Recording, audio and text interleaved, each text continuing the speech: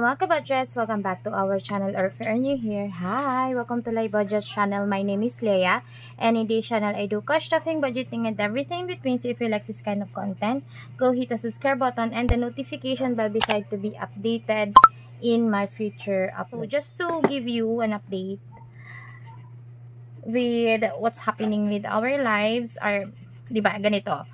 January, my father-in-law died. January 11.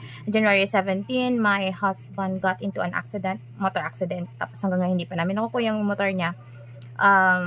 April 24 was my lola's first year, that anniversary. Then May 12, an uncle of mine again died. So, my lola left to parang ano na sila, PWD, wala silang pamilya, wala silang asawa, so matandang binata. And yung na-paralyze na, it was para 3 years ago na na-paralyze na siya, tapos hanggang ngayon namatay siya last May 12. So May 10 yung birthday niya, tapos May 12 nagpaalam na siya. And with this happening in our lives, medyo gumastos kami ng pera, as in the amount of money that we spend was, parang skyrocket siya. But the good news today is nakabili na kami ng bagong motor ng Mr. ko. So again, we spend money on that at binili namin siya in full cash. So half of the money that was spent was from his tirang loan nung namatay yung father-in-law ko, tapos yung mga iba from the extra money that he got, yung mga pumasok sa account niya ngayon, kasi may mga may mga extra na money, sumabay din yung bonus and all. So ayun, nakabili kami ng motor na bago. So with that, we're going back to my lola's first year, that anniversary niya, and my tito's burial. So doon nag-spend ako ng parang a little amount of money. Ay wait pala, meron pa pala. So after May 12, diba? Tapos May 18, nung ibuburol na, after nun ibuburol na yung tito ko, tapos May 18 naman na umaga, sinugod ko naman sa ospital yung anak kong bunso.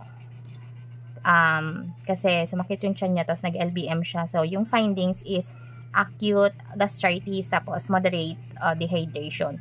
So, we also spend money on that. Parang minus the PhilHealth, nagbayad kami sa ospital ng 12,000. And yung motor is around 67,000. And yung mga ginastos ko pa sa expenses sa burial ng tito ko, and yun sa celebration ng lola ko is around 12 to 14,000. So ayun, sobrang niya. Hindi ko alam kung saan yung what parang amaze me is yung pera na hindi ako naubusan noon, pero ngayon itong mga medyo parang humupa na yung yung araw. I realize na yung GCash ko yung nag-suffer. Parang siya yung sumalo nung lahat ng expenses. Kasi dun sa yung hospital bills, may napagkuhanan kami noon dun sa mga extra perang nakuha na Mr. ko. Pero yung expenses sa lola and sa tito ko, hindi yun, walang pera para dun. So plus may mga nagalo na din kami pera because of the shortcomings that happening sa mga short budgets, sa groceries and all. So nag-suffer talaga yung GCash capital ko. I can discard about it. And my hubby also offers to take a loan for me, pero I will not do that. So today, nanghihinayang kasi ako sa interest, kahit ako naman may mga mahihiraman din akong mga loan institutions, kasi may mga members ako, at meron akong mga kakilala na pwede magpahiram sa akin, but I won't take the opportunity kasi nanghihinayang lang ako sa interest. So what I'll do now is I'm gonna unstuff some of my envelopes para yun muna yung gamitin sa GCash ko until I paid off all of it, or most of it, parang ano, para ano, hindi na ako gumastos sa interest dun sa mga or dun sa utangin ko. So I hope you get my point. Kasi what I'll do is I'm gonna pay off yung mga pera na gastos ko. So the expenses, all of the expenses, basta yung kinompute ko na yung nagastos namin sa GCash namin, that's around 19,000. So kailangan ko yung bayaran, and also I will not do stuffing ng mga saving challenges ko kasi etong May pinangako ko na yung makukuha kong income or yung matitira sa profit ko na pambayad doon sa nagastos ko sa burial ng tito ko. Pero ano lang siya, ang parang ngayong gabi after nito, etong Sunday na to, ang makukuha ko lang doon kasi end of May na makukuha ko lang doon is around 3,000. So may balance pa, laki pa ng balance. So hindi mo na ako ang plano ko na lang is hindi mo na ako sa stuff ng mga saving challenges this coming months to clear muna, para kasi yung mga pera na makukuha ko sa GCash ko, yung mga tira-tira, ipunin ko yun to pay off all of the money that we took from GCash, para hindi na din ako umutang. So with that being said, para para madagdagan yung capital ko sa GCash ko, ang gagawin ko is I will unstuff some of my envelopes, kaya yung sinabi ko kanina. Pero ibabalik ko pa din yon paunti-unti once na parang ko siya, papapalit ko, pantatapal ko dun sa capital ko sa GCash. Tapos pag nabawasan na yun, ibabalik ko din sila paunti-unti dun sa mga envelopes. And also I don't know if ipapakita ko sa inyo or hindi, pero I am going to nakapag-decide na ako na I will use one binder for all of my money, para madali na siya for me, kasi nahihirapan na ako ang dami-dami nilang lagayan, lalo na pag nagtutrack ako ng mga expenses. Nahihirapan na ako, medyo nalilito na ako kasi ang dami-dami nila. So what I'll do is I will compile yung mga magkakapareho na lang sa isang organizer, sa isang envelope. Kasi nakafocus naman ako, hindi naman na sa mga binders ko, hindi na din sa mga envelopes ko, nakafocus na ako sa tracker ko. So, ayun. Ipapakita ko lang sa inyo, this is new. So, kaya iba yung size. So, this May, para nakakuha tayo ng profit na 8,600. Pero ang natira na lang dito, or matitira na lang is around 3,000. Kasi nga, nilalagyan ko din yung GCash binder ko. Tapos may binabayaran pa ako yung sa weekly payments ko. And matatapos na din yun ngayong July 1st. So, once na matapos yun ngayong July na to, magpo-focus na ako on paying off all the 19K sa GCash namin.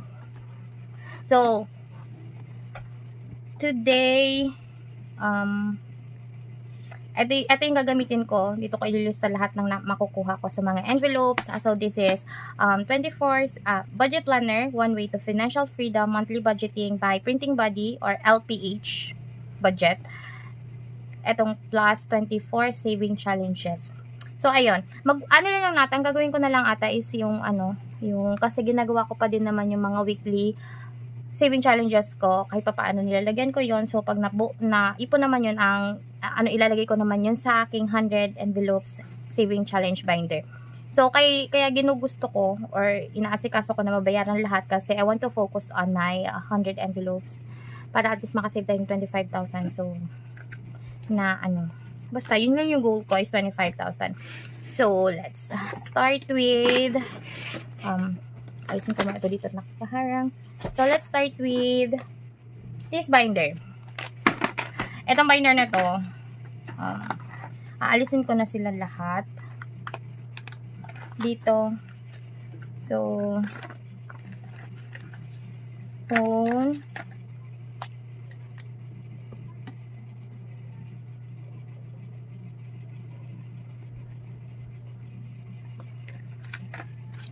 one, 2, 3, 4, 5, 6, 7, 8, 9, 10, 2,000, 1, 2, 3, 4, 5, 6, 7, 8, 9, 3,000, 1, 2, 2, 3, 4, 5, 6, 7, 8, 9, 4,000. 4,200. So, I'll take this aside. Tama yung ano. Itatago ko pa din to kasi tatapusin ko pa din to, guys. Lahat ng tracker ko tatapusin ko pa din. It's just that today, parang pumipili ako ng mas lesser na choice kaysa ako mag-loan. So, ayun. So, dito naman tayo sa college fund.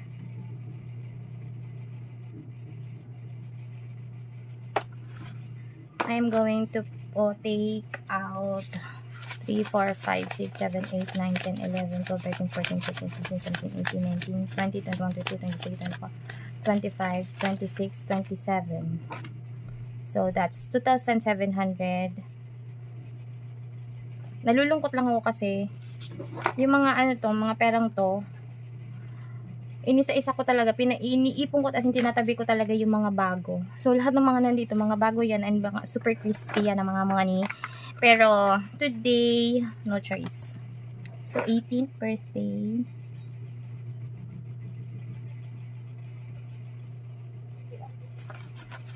$1,330. 1,350.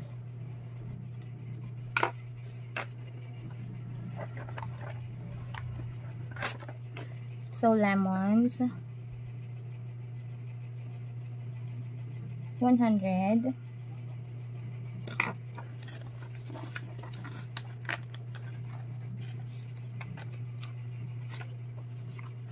Hindi ko na lang aalisin to dito. Ng mga ano. College birthday. And butterfly.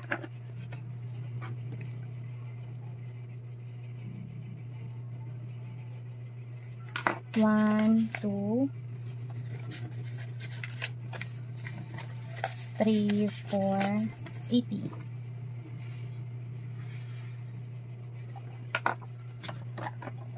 Roll the dice. 1, 2, 3, 4, 5, 6, 7, 8, 9, 10, 11, 12, 13, 14, 1, 4, 60.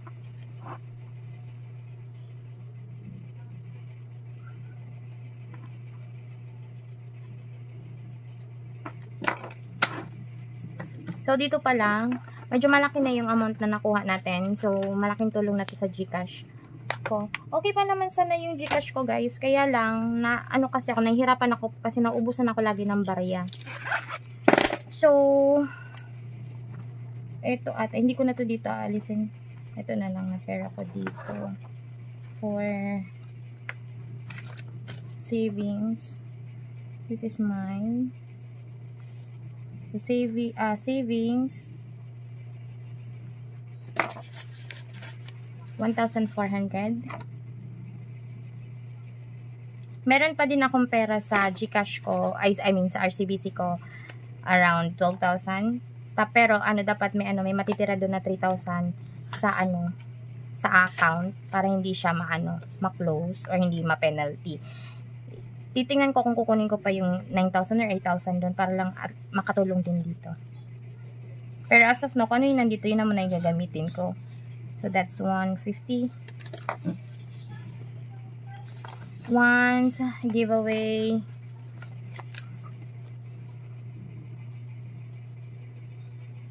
The giveaway is 470.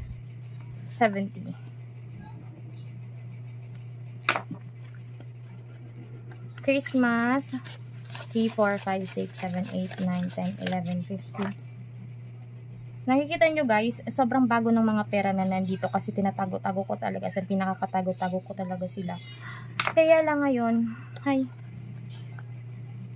ganyan talaga ang life. And here, gusto ko din sanang kunin yung mga nandito, guys. Kaya lang, gagamitin din naman namin to. Yung mga nandito. Ito lang nasa family ang kukunin ko. Let's see. 1, 2, 1, 2, 3, 4, 5, 6, 7, 8, 2, 8.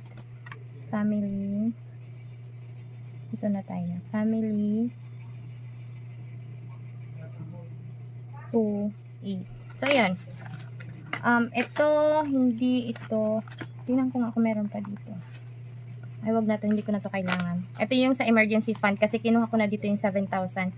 So, emergency fund is 7,000. Ilalagay ko na lang dito. Para may ano. Ito kasing celebration, gagamitin din namin yan.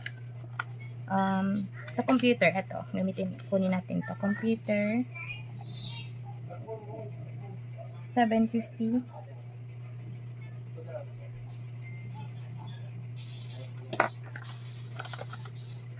Sa school hindi, kasi gagamitin namin yan. Pambili na. Ano? Pero, so here.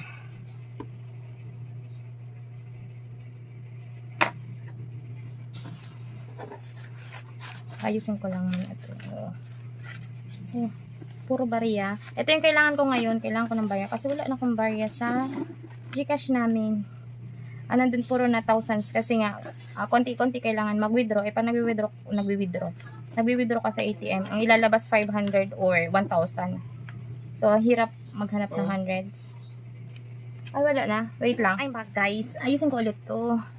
Kasi may tao.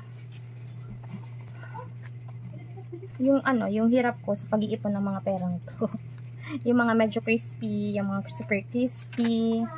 Tapos, ngayon, naalisin natin. Pero okay lang. I will start again.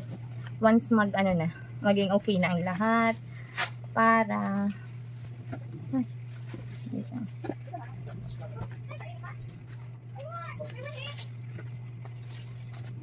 so, eto na silang lahat. Wait lang.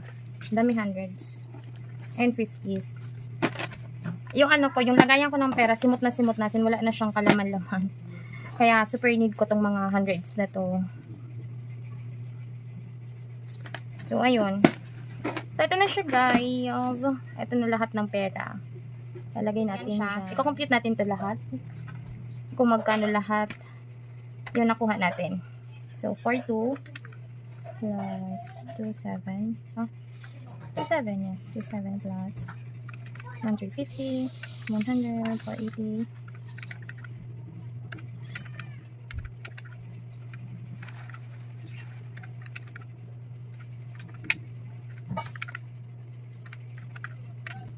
So, this is 24,000. Oh, grabe na pala din yung pera dito. So, again,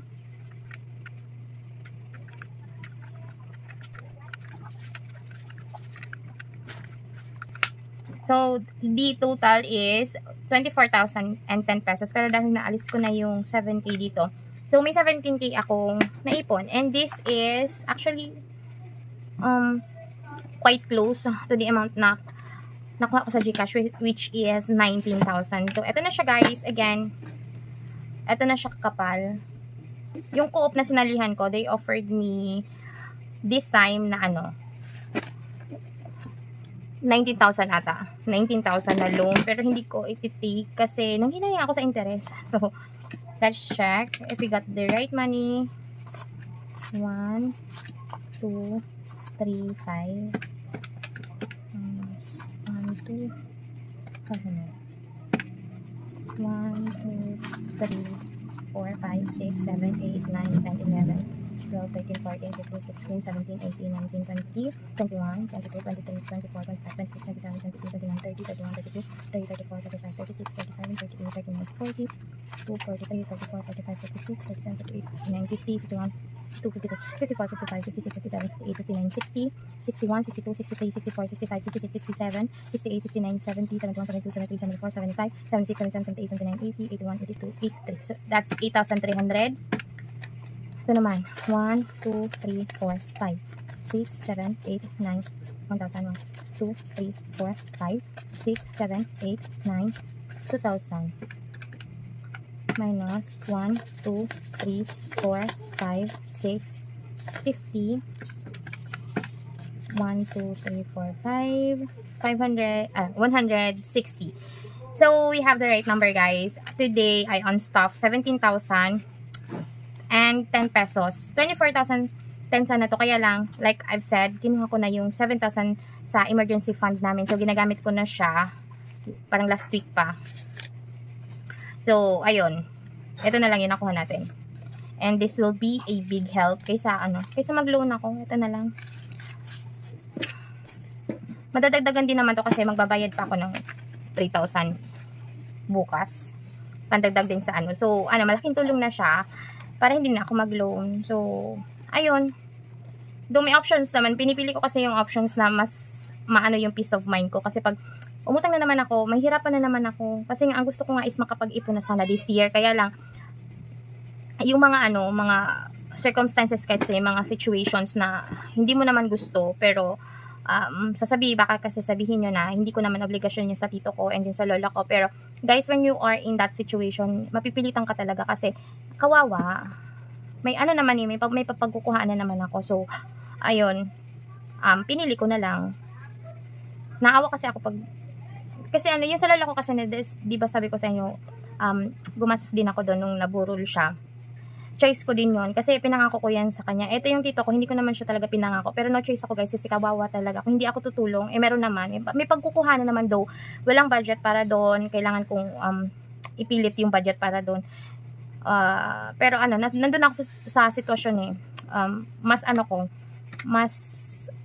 yun yung choice ko para hindi para sa kanila, kundi para sa konsensya ko din, kasi patay na siya, papahirapan mo pa. So, ayun, there you are guys.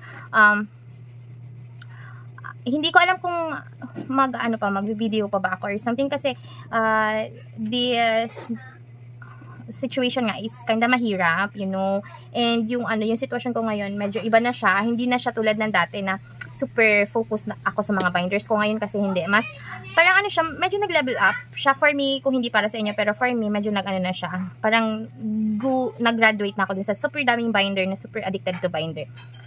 Na ko ngayon, parang yung ko ngayon, yung mindset ko ngayon is very practical na siya, tapos very minimized na siya. Hindi tulad dati na super grande talaga and everything, na gusto ko lahat may pera, or gusto ko lahat may binder, or gusto ko lahat naka-specific.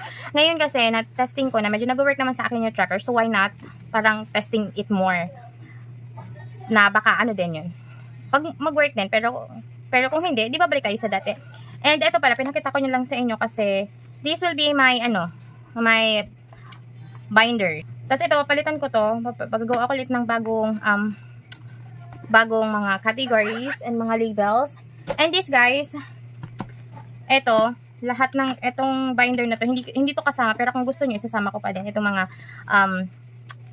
envelopes na to, pero yung mga laman, ito hindi to pwede kasi parang yung memories. Kung gusto niyo isasama ko tong mga envelopes na to, itong binder na to. And I am sorry Loisa, pero pag-iisipan parang isasama ko na din to lahat kasi binigay niya din to sa akin. So I wanna pass it to the one na makakatulong sa kanya, para din mas ma-motivate siya, lalo na kung beginner ka, as in super, kung mag-work sa'yo yung envelope system, yung mindset mo talaga sobrang magbabago. So ito, lahat din to, ito lang na envelopes guys, ito hindi to pwede kasi iba yung sentimental value nito sa akin na binder na to. Etong mga envelopes na to, etong binder na to, kung gusto nyo guys makuha to, though ito talaga medyo na siya, pwede naman siyang alisin, pwede na siyang linisan if you want to. So yun guys, yung pinakita ko ngayon, if you want that, message nyo lang ko sa IG ko, mag-send kayo ng 100 pesos para sa shipping fee, tapos isi-send ko yun sa inyo. Yun lang. Tapos next time, ipapakita ko sa inyo yung bagong binders ko and how I will do my may budget, yung mga binders ko and all. So, ayun na lang, hindi na ako ganun sa pag-video kasi nga, yung utak ko kasi nakafocus na sa ibang mga bagay. Though nagda-track ako guys, yung tracking ko nandun pa din, always pa din siya kasi may mga record books pa din ako, nandun pa lahat pa rin sa record books ko kasi gusto ko talaga tinatrack sila lahat.